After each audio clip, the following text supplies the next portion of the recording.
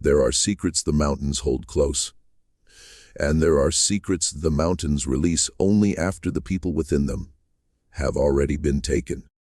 Before I share this one with you, do me a small kindness. Scroll down to the description of this video and find the pinned comment. There is a link there to something I have assembled called the Appalachian Dossier. It is a compilation of testimonies quietly erased from official American records between 1843 and 1891. Reports filed by sheriffs, by surveyors, by army officers, by country doctors. Reports that were burned, locked away, or overwritten by men who decided the public should never see them. I collected them. They are waiting for you. So, if what I am about to tell you tonight makes the back of your neck prickle, go to that link after the video ends. Read what they tried to keep hidden. The link is in the description and also in the pinned comment at the top of the comment section. Do not forget. Now, before we proceed, I want to ask you something. I want you to let me know in the comments where you are listening from. The town, the city, the country. I read every single one, and there is something about knowing where the people are who choose to join me in a story like this. It makes the night feel less lonely. So, tell me and then get comfortable, because what you are about to hear was passed along as it was told to a young surveyor in the autumn of 1887 by an old man who had spent 81 years watching the ridges. He spoke softly. He spoke once, and he never spoke of it again. The surveyor's name was Wendell Crumrine. He was 34 years old that autumn, a tall man. Lean in the way men who walk for a living are lean, with a long jaw and pale gray eyes that always seemed to be calculating the distance between objects. His hands were not those of a farmer. They were soft across the palms, but stained dark at the fingertips, the way hands become when a man spends his life with ink and mercury and the small brass instruments of a trade that demands patience.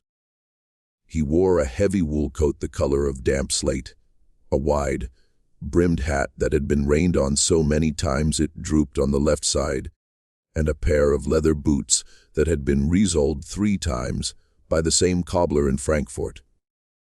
He was not a native of the mountains. He had grown up in a flat, orderly town in Ohio where the streets met at right angles and a man could see weather coming half a day before it arrived. The mountains had unnerved him from the first day he rode into them. He had been hired by a coal speculation company out of Philadelphia, tasked with mapping a stretch of unclaimed ridgeland along the border between eastern Kentucky and what was then still being called West Virginia. The company wanted to know what was up there. They wanted to know if the timber was worth harvesting and if the seams of coal that ran beneath the ridges were thick enough to justify the cost of bringing in a railroad. Wendell did not care about any of that.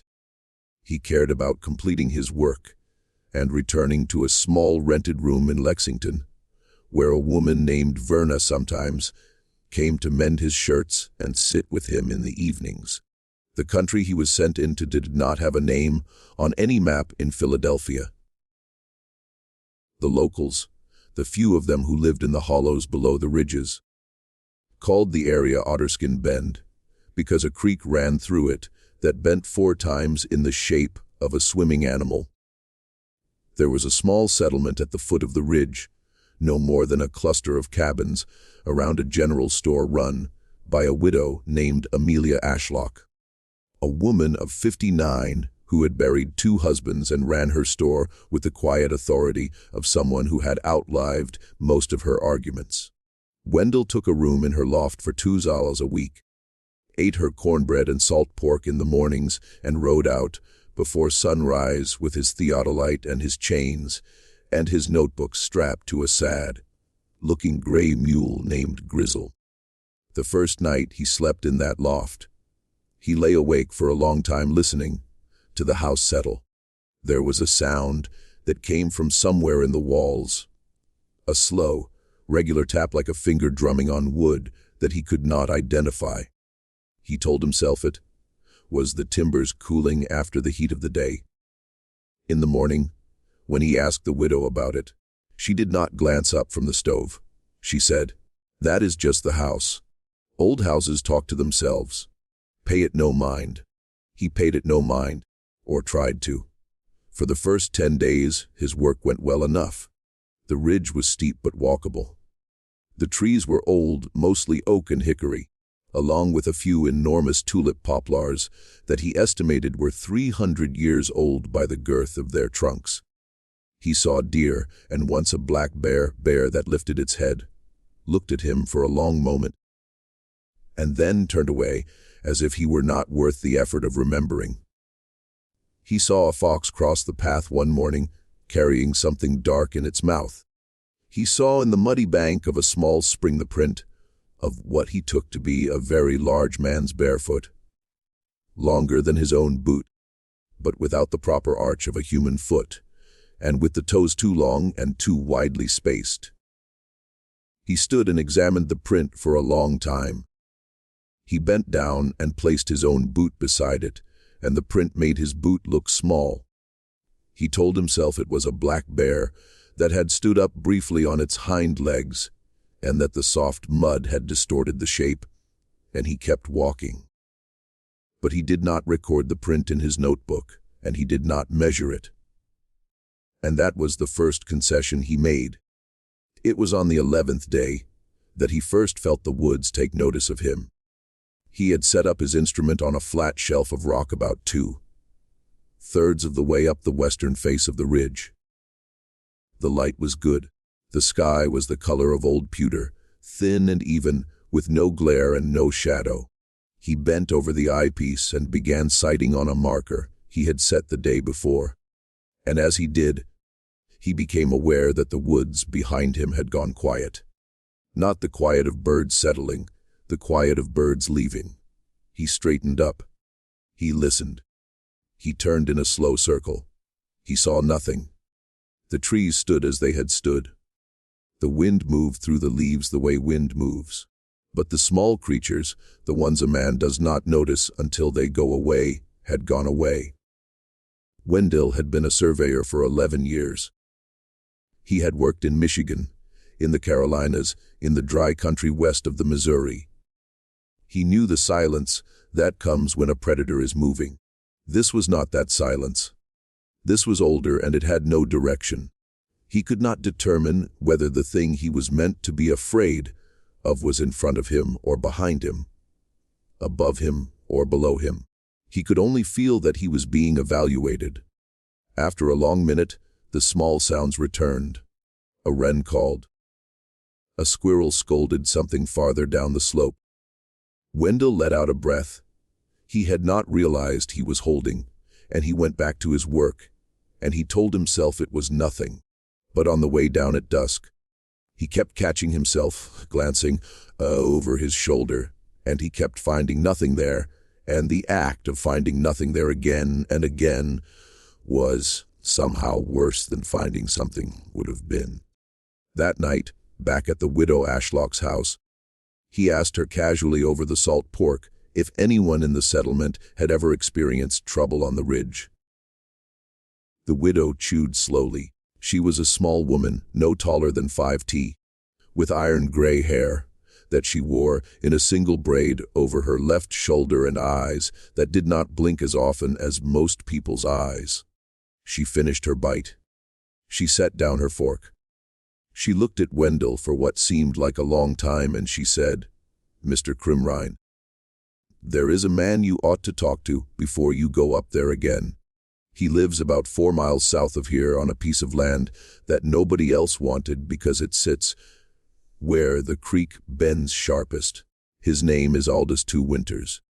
He is part Cherokee on his mother's side and part something else on his father's side that nobody around here is ever quite settled on. He is older than anyone knows. He does not speak much, but he knows the ridge. And if you're going to keep going up there, you ought to let him tell you what he knows." Wendell nodded slowly. He asked when he should go. The widow said, "Tomorrow morning, before light. He likes the early hour." She said it the way a person says. This is not a suggestion. Then she added quietly, almost as an afterthought, she said, "Mr. Crumrine, when he tells you what he tells you, do not interrupt him. Do not try to be clever with him. He is not a man who needs to be argued with. He has buried better arguers than you." Wendell rode out to the place she described before the sun had cleared the eastern ridge. The path was narrow. It went along the creek for about 3 miles, and then turned up a small draw that he would have walked past a dozen times if she had not described the bent oak that marked the entrance. The bent oak was a strange thing. It grew straight up from the ground for about 6 t, and then bent at a hard right angle and grew sideways for another 10 feft before bending again and pointing toward the sky. It looked like a piece of writing in a script Wendell did not know.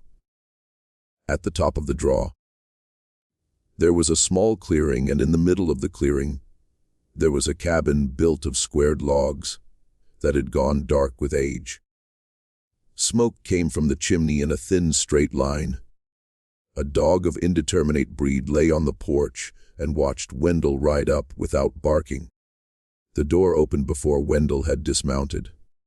The man who stood in it was tall, taller than Wendell had expected, with a long, narrow face, the color of weathered cedar, and white hair that he wore in 2 long braids that came down past his collarbone. He was wearing a wool shirt of a deep faded red and a pair of wool trousers held up by a leather belt with a brass buckle worn smooth by decades of use. His hands were enormous, not muscled, just large the way some men's hands are large, with long fingers and broad palms and knuckles that had been broken at some point and never quite reset. He said, "You are the surveyor?" Wendell said, "Yes, sir." The man said, "Come in. Tie your mule on the post." The inside of the cabin was warm and smelled of wood smoke and something else, something herbal and faintly bitter, like a tea made from bark. There was a single room with a fireplace, a table, 2 chairs, a narrow bed under the window, and shelves along one wall lined with jars and small bundles of dried plants. There were objects on the mantel that Wendell did not recognize. A small piece of bone polished smooth, a flat oval stone with a hole worn through the center, a bundle of dried grass tied with what looked like horsehair. The man sat down in the chair closest to the fire and gestured for Wendell to take the other. He did not offer food or drink. He simply sat, and he looked at Wendell with eyes that were so dark they were nearly black, and he waited. Wendell, who had never been a man comfortable with silence, attempted to fill it. He explained who he was, who he worked for, what he was doing on the ridge, how the widow Ashlock had told him to come. The man listened without interrupting. When Wendell had run out of words, the man sat for a long moment more looking into the fire. Then he said, "My mother's people called this ridge by a name that does not translate into your language. The closest I can tell you is that the name means the place where the dirt remembers." He said, "My father's people who came through here when I was a small boy called it something different, but the meaning was much the same." He said, "The dirt remembers because something is buried in it that should not be there, and it has been buried there for longer than my mother's mother's mother." He said, "What is buried there is not asleep. It is only waiting." Wendell said, "Waiting for what?" The man, Aldous, looked at him for a long moment. He said, "You are a man who measures the world. You walk with chains and instruments, and you write numbers on paper, and you believe that when you have written the numbers down, you understand the place. I'm going to tell you something, and you are going to want to laugh, and you are going to want to write it down, and you are going to want to take it back to the men in Philadelphia who pay you. I am asking you not to do any of those things. I am asking you to listen and to put your work away and to leave this country before the leaves are off the trees." He said, "You have been on the ridge for 11 days. It has noticed you. It has not yet decided about you. If you leave now, it will forget you within a season. If you stay, it will not." Wendell was a polite man and he did not laugh, but he did not believe either. He asked what the thing was. He asked because he was a surveyor, and a surveyor's instinct is always to ask for the dimensions of a problem. Aldous closed his eyes for a moment, as if gathering something from a long distance. Then he opened them, and he began to speak. He spoke for nearly 2 hours, and Wendell sat in that chair, and did not move, and the fire burned down to embers, and the morning light moved across the cabin floor and out the other side. And when Aldous was done, Wendell felt as though he had aged 10 years in a single sitting. I am going to tell you what the old man told the surveyor, but I am going to tell it to you the way it was told to me, which is not all in one piece, but in the pieces that survived. He said, "When I was 4 years old in the year 1843, my mother took me up onto the ridge to gather a kind of root that grows only on the north, facing slopes. I remember the day clearly because it was the day I first saw what lives there. We had walked for most of the morning. The sun was high. My mother had filled half her basket. I was tired, and I had sat down on a log to rest, and she had told me to stay still and not wander while she gathered a little farther up. I sat on that log for what felt like a long time, and then I noticed that the woods had gone quiet." He said, "I felt it before I saw it. I felt it the way you feel someone watching you in a room you thought was empty. I turned my head slowly, and I looked between 2 trees about 30 paces from where I sat. And there was something standing there looking back at me." He said, "I am going to describe it to you only once, because it is not a thing that should be described more than once in a single conversation. It was tall, taller than a tall man.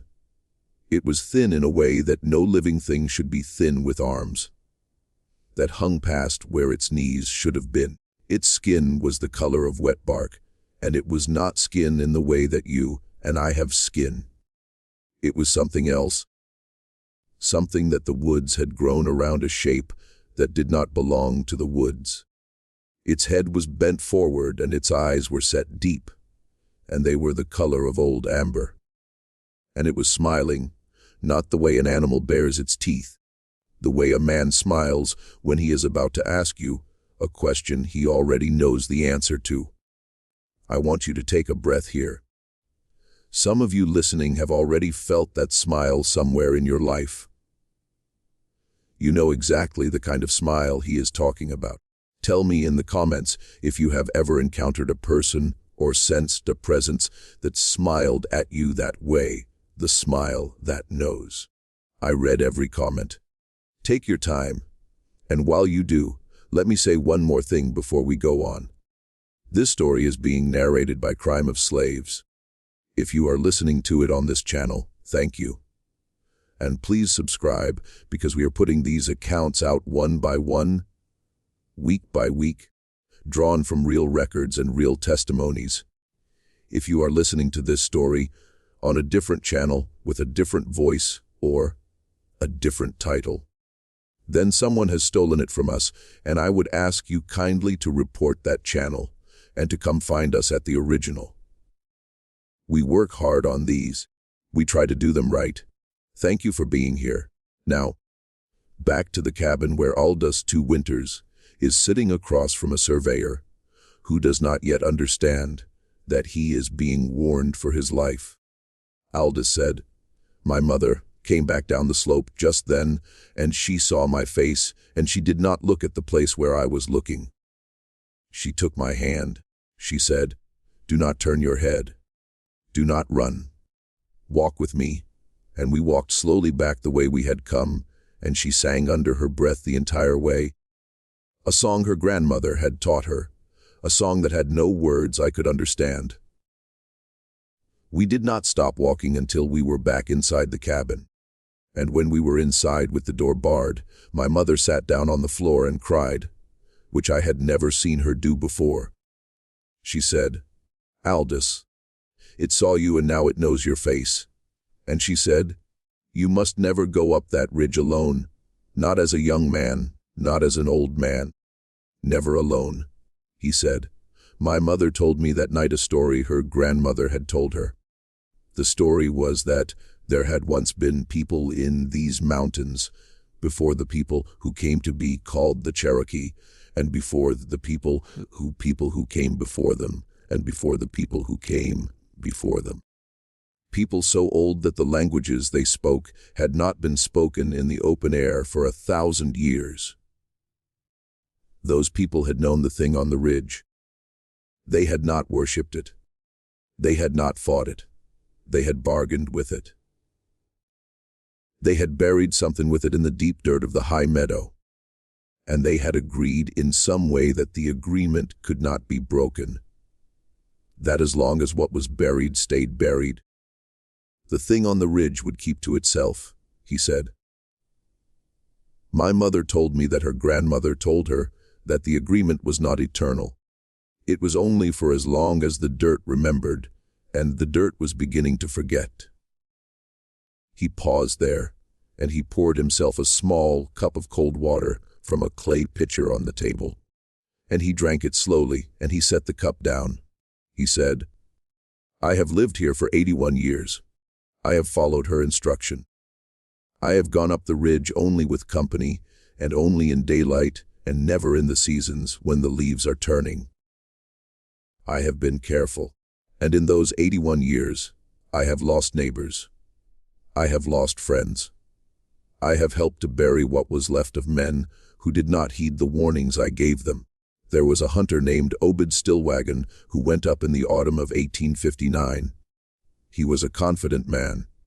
He had killed 3 bears in his lifetime, and he believed there was nothing in those woods he could not handle. We told him not to go. He laughed at us. He said the old people made up tales to keep outsiders out of the good hunting ground.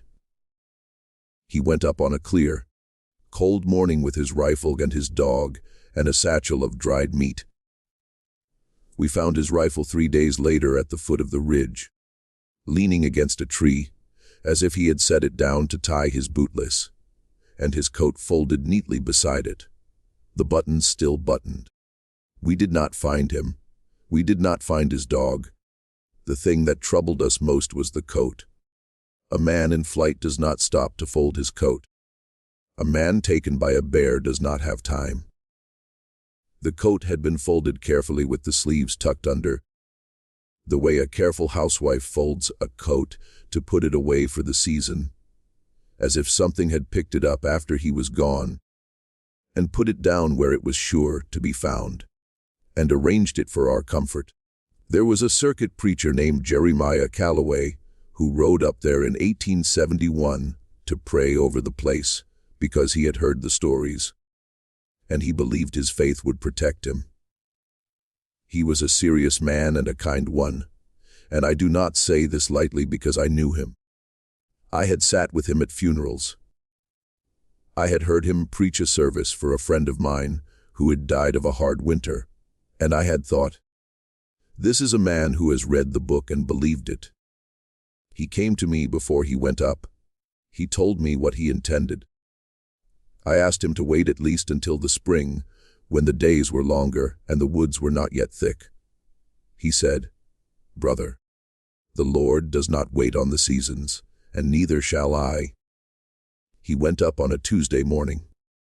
We found his horse 3 days later standing in the creek, the saddle still on, the reins trailing in the water. We found his Bible on a rock in the middle of the path, open to a page he had marked, and the page had been folded back so hard the paper had torn. The page was Psalm 23. The verse that had been folded was the verse about the valley of the shadow. We did not find him, either.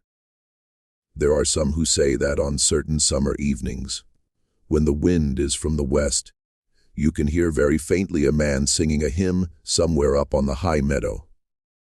The hymn is always the same one. It is always the one Jeremiah Calloway used to sing before his services. Nobody who has heard it has gone up to look. There was a young man, a stonemason from over the mountain named Cyprian Whitlow, who went up in 1883 with a friend looking for a place to quarry. The friend came back. Cyprian did not. The friend, whose name was Ansel Marrowbone, would not speak of what had happened. He left the country within a week and was last heard of in St. Louis, where he is said to have died of drink within 2 years. Before he left, Ansel came to my cabin one night, and he sat in the chair you are sitting in now, and he was a man who had not slept for 4 days and looked it. He drank 3 cups of strong tea. He stared into the fire. He said, "Mr. Two Winters, I cannot tell you what I saw. I cannot tell you because if I tell you, you will see it too. And I do not wish that on any man. I will tell you only this. We were on the high meadow, and Cyprian had gone ahead to look at a face of rock. And I had stayed back to fill my pipe, and I heard him call out to me. And his voice was not right.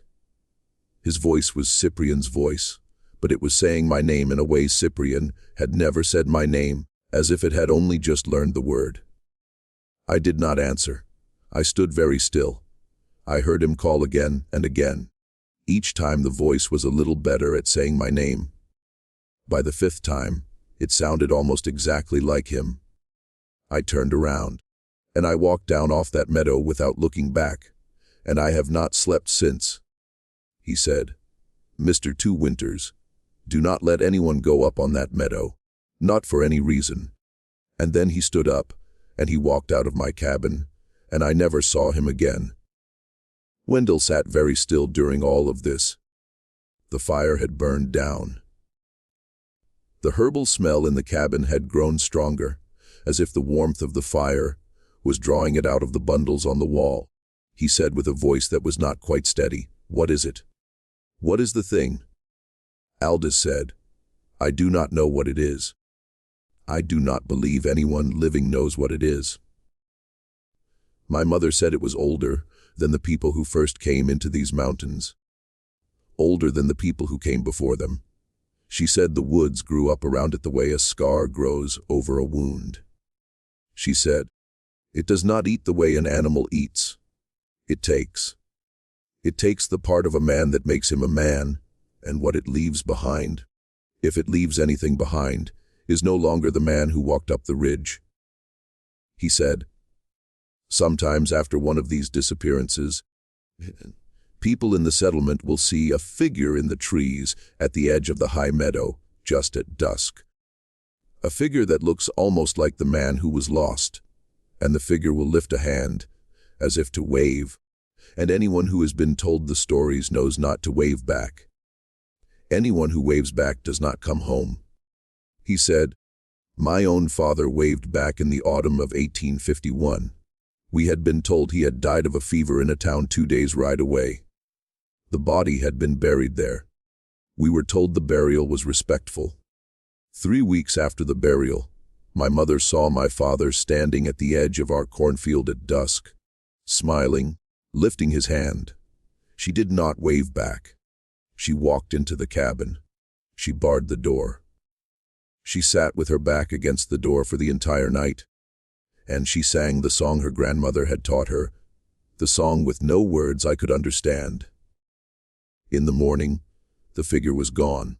The cornfield had been trampled in a perfect circle about 20 feet across. Nothing was eaten. Nothing was taken. It was simply walked around and around all night long." He said, "After that, my mother and I left the place where we had been living, and we came here to this cabin, and we lived behind the bend of the creek, because moving water, my mother said, is one of the few things that the thing does not like to cross. Whether that is true, I cannot say for certain. I have lived here for 81 years, and I am still alive. Make of that what you will." He told Wendell these things in a low, steady voice, The way a man recites a prayer he has said every night for 60 years. When he was done, he stood up and went to the shelf and took down a small leather pouch and untied it and shook a few small, dark seeds into his palm. He said, "Take these. Carry them in your pocket. They are from a plant that grew here before the white men came. My mother's people called it the listening seed. It does not grow anymore. The patches where it once grew were burned out by men who did not know what they were burning. These are the last I have." He said, "They will not save you if you are foolish, but they will give you a moment of warning. If you are on the ridge and the seeds in your pocket grow warm, you must turn around immediately and walk down. Do not look behind you. Do not run. Walk. Walking is important. Running tells it that you are afraid, and it is a thing that follows fear the way a hound follows a wounded deer. Walking tells it only that you are leaving, and most of the time, leaving is enough." He pressed the seeds into Wendell's hand, and he closed Wendell's fingers around them. He said, "Now go and finish your map if you must, but finish it quickly, and do not be on the ridge after the equinox. The equinox is in 9 days. After that, the country up there does not belong to the living." Wendell rode back to the widow's house in a daze. He told himself as he rode that the old man was a storyteller, a teller of the kind of tale that mountain people tell to flatlanders who come into their country with money and instruments and a habit of looking down on everything. He told himself that he would put the seeds in his coat pocket, because it would be rude not to, but that he would not let an old man's stories interfere with his work. He had been hired by serious men, and they expected serious results, and he had 9 days to finish, which was less time than he needed. He had no intention of leaving early. By the time he reached the widow's house, he had nearly convinced himself he was a man, you understand, who needed to convince himself. Some of you listening know what that is like. You have had moments in your life when something inside you was screaming a warning, and you spent the rest of the day, the rest of the week, building an argument against it because the warning was inconvenient. If you have ever had that experience, drop a comment and tell me about it. Not the details, just the moment. The moment when you knew and you decided not to know. I would like to read those. The next morning, Wendell rode up the ridge again. He set up his instrument. He worked through the morning. The seeds in his pocket lay quiet. The woods were ordinary. He told himself that Aldous was a kind old man with a head full of his mother's stories. He worked through the afternoon. He came down at dusk. He ate the widow's cornbread. He slept poorly. And he dreamed of a smile he could not see clearly. And he woke at 300 in the morning with his heart beating hard for no reason he could name. The next day he went up again. The day after, again. He kept the seeds in his coat pocket, and he kept his work moving, and he tried not to look too long into the dim places between the trees. On the 3rd day after his visit to Aldous, something happened that he did not write down in his notebook, and that he did not tell the widow about that evening, and that he tried for years to convince himself had not happened at all. He had been working along the eastern slope, sighting markers across a small ravine, and he had stopped to drink from his canteen. He sat down on a fallen log. He uncorked the canteen. He took a long swallow. He set the canteen on the log beside him, and then, very clearly, he heard a voice in the woods behind him say his name. Not call his name. Say it. The way a man says the name of a friend he is glad to see. The voice said, "Wendell." Just that.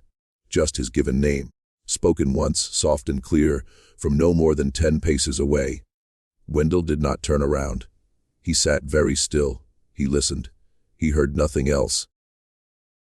After a long minute, he stood up, and he picked up the canteen. and he walked slowly back to where his instrument was set up. He packed it down without sighting another marker, and he came down off the ridge 2 hours earlier than he had planned. That night in the loft, he lay awake until the first gray light came in the window, and he thought about who in the world knew his given name. Verna knew it. The man in Philadelphia knew it.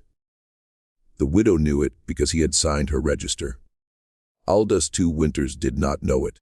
He had never told the old man his given name. He had only said, Mr. Crumrine. He turned that fact over in his mind for a long time. He could not make it go away. On the 5th day after his visit to Aldous, he had a moment that he would later try, for the rest of his life, to explain away. He was on the eastern slope, sighting a marker, and as he bent to the eyepiece, he saw, in the perfect circle of the lens, a figure standing in the trees behind the marker. A figure that was not there a moment before. A figure that was tall and thin and bent slightly forward at the neck. He stood up so fast, he knocked the instrument off its tripod. He looked at the place. There was nothing there. There were only trees. He stood there for a full minute, breathing hard, his heart in his throat. He looked down at his pocket. He put his hand inside. The seeds were warm, not hot, not burning. Warm the way a cup of tea is warm an hour after it has been poured. Warm when the air around him was cold enough that his breath was visible. He stared at his hand. He told himself, the seeds have been against my body. Of course they are warm. He told himself, the figure was a trick of the light.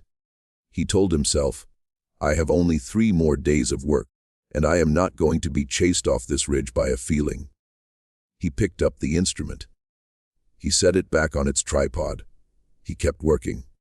But his hands, he noticed, were not quite steady, and when he sighted the marker again through the lens, he kept expecting, every time, to see the figure standing there. Every time.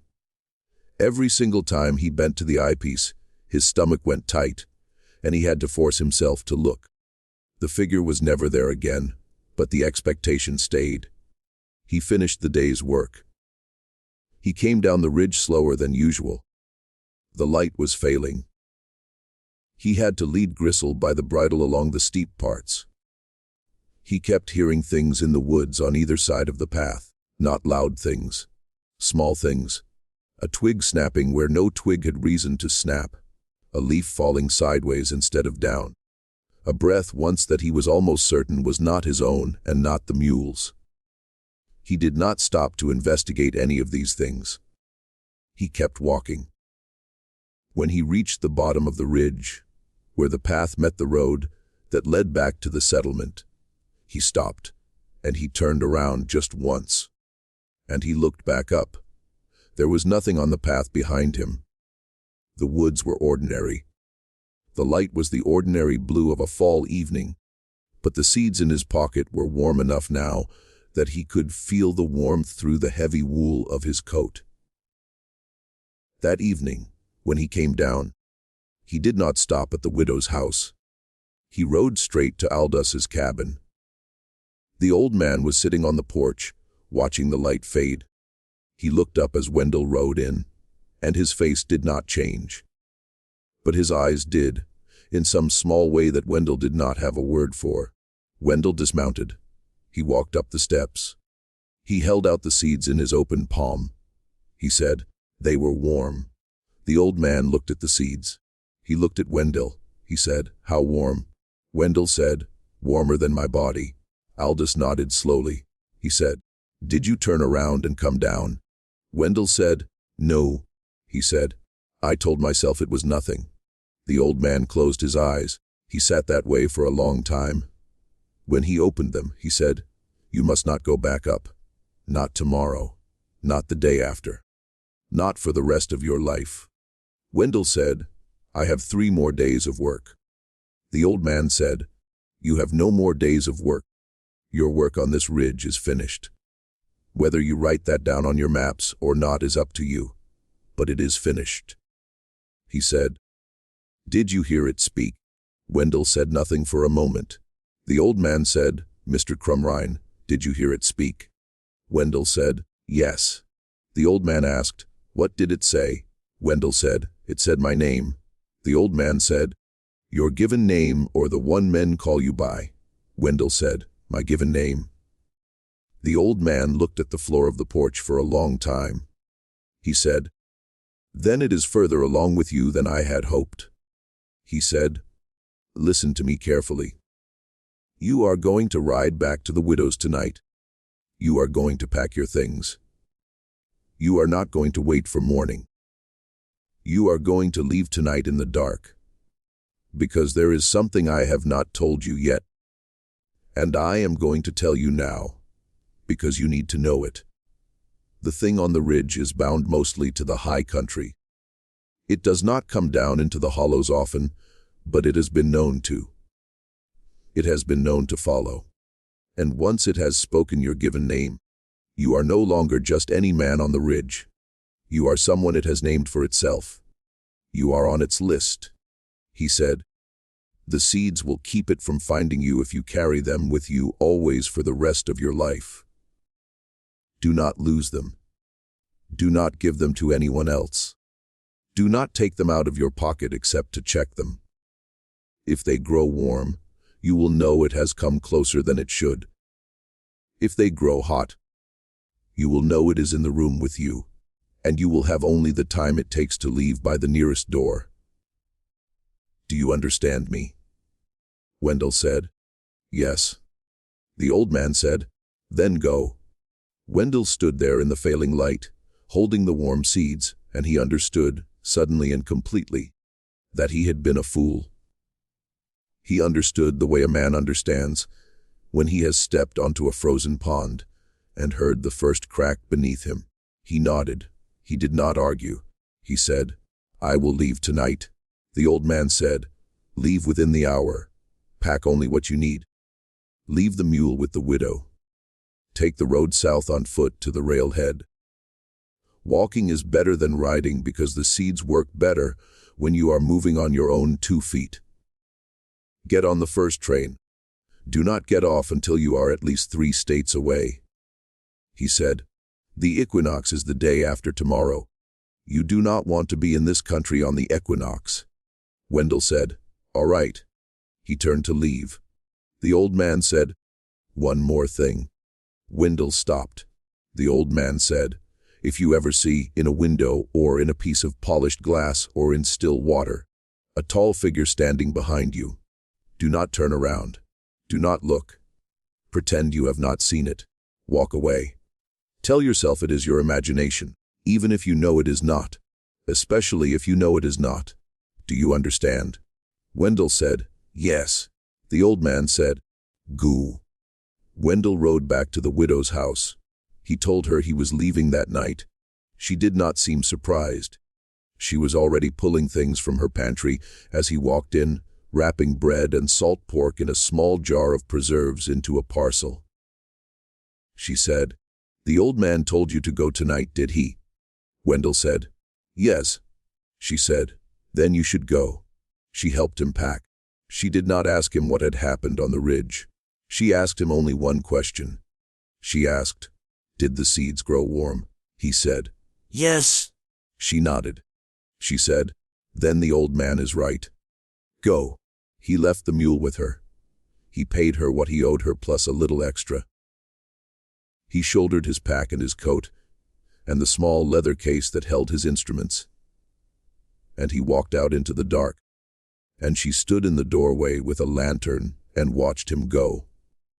He turned once at the bend in the road and lifted his hand to her, and she lifted hers.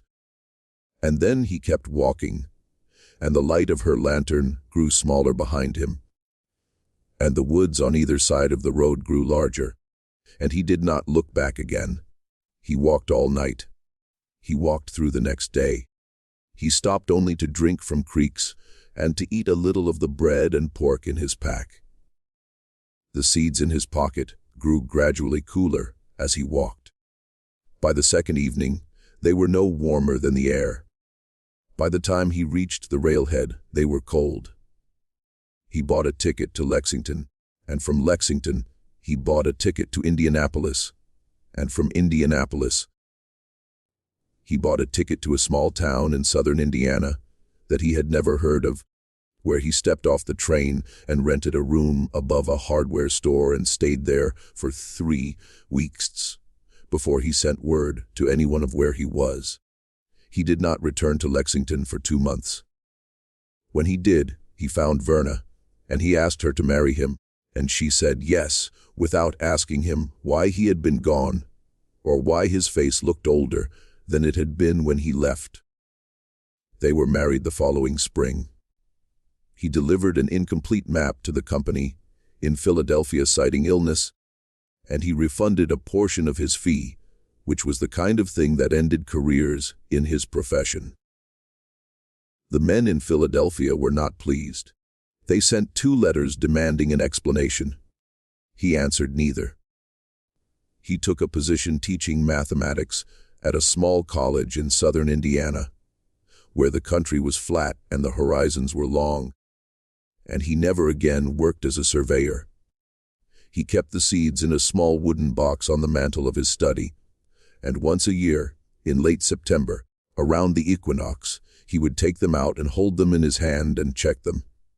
They never grew warm again, but once, in the year 1903, he was walking home from the college on a cold October evening, and he passed a darkened window of a closed shop, and out of the corner of his eye he saw, in the reflection of the glass, a tall figure standing on the sidewalk behind him. He did not turn his head. He kept walking. He walked the long way home that night through the lighted streets, and he did not pass another window that did not have a lamp burning behind it. When he reached his house, he put his hand in his pocket. The seeds were faintly warm. Only faintly, but warm.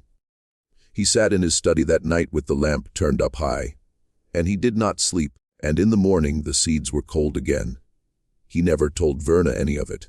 He never told anyone. He died in 1909 of pneumonia at the age of 56. His wife outlived him by 22 years. After his death, she found among his papers a letter he had written but never sent. The letter was addressed to a man named Aldous 2 Winters, in care of the general store in Otterskin Bend, Kentucky. The letter said, "I have thought of you every day for 21 years. I have not been back. I have not told a soul. I have done as you ask. But I want you to know that I have not had a peaceful night's sleep since I came down off your mountain, because I dream sometimes of standing on a railway platform and seeing a thing in the window glass that I will not describe even here. I dream that it is still there on that platform waiting for me to come back, and I am writing to ask you, before I die, whether you think the seeds have kept it from finding me, or whether it is only being patient. Please write to me. I am afraid to ask anyone else." The letter was never sent. Verna kept it in the box with the seeds.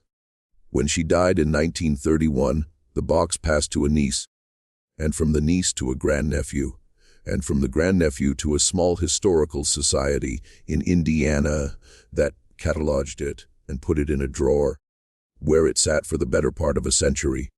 The seeds, when the box was last opened, were still intact, dark and small and dry. A woman who works at the Historical Society told me, when I went to look at the collection, that the box had been opened only twice in the last 50 years. Both times, she said, the person who opened it had remarked that the seeds, against all expectation, were warm. Aldous 2 Winters lived another 9 years after Wendell Crumrine left his cabin. He died in 1896 in his sleep at an age that the local records list, perhaps inaccurately, as 90. He was buried on his own land near the creek at his request. A small stone marks the place. Before he died, he sat down with a young man from the settlement, a man named Volney Gardner, who had taken an interest in the old stories, and he told him, In one long sitting, much of what he had told Wendell Crumrine on that autumn morning in 1887. He told Volney to write it down. He told him to put the writing in a tin box, and to bury the box under the third stone of his hearth, and to dig it up only if a stranger came to the settlement and began to ask questions. Volney did as he was told. The tin box was dug up in the year 1962 by a folklorist from a university in Ohio who had been told by an old man in the settlement that there was something buried there. The folklorist read the contents of the box. He published a short article in a regional academic journal. The article was not widely read. The journal went out of print 3 years later. The contents of the tin box were donated to a university library, where they sit still in a folder marked simply Otter Skin Bend Papers. I have read those papers. They are part of what is in the Appalachian dossier. The link is in the description and in the pinned comment. The settlement of Otter Skin Bend lasted another generation. And then, in the years after the First World War, when the young men did not come back from France, and the coal company never did build the railroad, the cabins emptied out one by one, and the widow Ashlock's general store was bought by a man who closed it within a year. By 1930, there was no one living in the bend. The cabins fell in. The road grew over. The ridge stood as it had always stood, the same long blue shape against the sky. And the dirt, as the old man had said, remembered. Hunters from outside the region sometimes go up there even now. Most of them come back. Some of them do not. The county, when asked, will tell you that it is rough country, and that men do sometimes get lost in rough country, and that nothing more should be read into the matter. The county sheriff's office, in the years between 1940 and 1960, recorded 11 disappearances on or near that ridge. 11. In a county whose entire population in those years never exceeded 4,000 souls. Most of the disappearances were quietly attributed to other causes. Drowning, bear attack, a man wandered off drunk and froze in a draw. The actual files, which I have seen, tell a different and more careful story. In 9 of the 11 cases, no body was ever found. In the 2 cases where remains were located, the remains were not such that I am willing to describe to you here. I will say only that in one of those cases, the official cause of death, written in a careful hand by a county coroner who had clearly been instructed to keep things simple, was exposure. And that in the file, in pencil. In the margin of the report, in handwriting that does not match the coroner's, someone had written 3 words. The words were, "It took him." I will let you decide what to read into it. I will say only that I drove up to that ridge in the autumn of last year. I drove up the old road as far as the road went, and then I walked the rest of the way to the place where the cabin had been. There was nothing left of the cabin but the stones of the chimney and the iron hinges of the door lying in the leaves, like the bones of a small animal. I stood there for a long time. The woods were quiet. They were the kind of quiet that I have since that day learned to recognize. I did not stay long. I walked back down. I drove home. I did not stop at any of the small towns along the way. I did not look in my rearview mirror more than I had to. And when I got home, I locked the door and I made myself a cup of coffee and I sat at my kitchen table and I wrote down everything I had learned. And I told myself that I would tell it once, carefully, to people who would listen, and then I would never go up there again. This is me telling it. I do not know if the thing on that ridge is still there. I believe that it is. I believe that it has been there longer than any of us, and that it will be there longer than any of us. I believe that the men who keep the official records of this country knew about it in their quiet way between 1843 and 1891, and that they decided for reasons of their own that the public should not be told. Those records, the ones that survived, are the ones I have collected in the Appalachian dossier. The link to that dossier is in the description of this video and again in the pinned comment at the top of the comment section. Go and read them. Read them slowly. They are short and they are dry, and the dryness is part of why they will stay with you. The men who wrote them were trying very hard not to say what they had seen. I want you to read them in the order they are filed, beginning with the earliest, which is the report of an army surveyor named Pomeroy Halverson dated June of 1843, and ending with the last one, which is a letter from a country doctor named Isaiah Pemberthy dated November of 1891. Between those two dates, 48 years, there are 31 accounts. Read them in order. You will see by the end why I gathered them. You will see what I saw. So, tell me, do you believe in places where the dirt remembers? Do you believe that there are parts of this country, parts of any country, that were old before we were here, and will be old long after we are gone? Drop a comment. Tell me if you have ever felt, even for a moment, that a piece of land you were standing on was watching you back. I will read every one, and if you have a story, a real one, from your family or your part of the country, tell me. We are always looking for the next account. And if your story is the right one, we will tell it next. There is one more thing I want to leave you with before I let you go. Wendell Crumrine, in his last year, when he knew that pneumonia would take him, made a small request of his wife. He asked that when he died, the wooden box on the mantel, the one with the seeds in it, should not be buried with him. He said, I do not want them in the ground with me. I want them above the ground in a dry place where they can keep doing whatever it is they do. Verna agreed. She kept the box on the mantel for the rest of her life. After she died, the box passed, as I told you, from hand to hand until it came to rest in a drawer in the Historical Society in Indiana. I went there last year. I asked to see the box. The woman at the desk, who was kind to me, brought it out. I held it in my hand. It was a plain wooden box, no larger than a deck of playing cards, with a small brass clasp. I asked if I could open it. She said, yes. I opened it. The seeds were inside, dark and small and dry, exactly as the records described. I picked one up. I held it between my thumb and my finger. It was warm, not hot, warm the way a cup of tea is warm an hour after it has been poured. I put it back. I closed the box. I closed the clasp. I gave the box back to the woman at the desk. I thanked her. I left. I have not been back. Stay with us. The next account comes out soon. Until then, keep your doors locked and your eyes open. And if you find yourself walking in the woods and you feel the silence change around you, I want you to do one thing for me. Do not turn your head. Do not run. Walk slowly the way you came, and do not, under any circumstance, wave back. Until next time.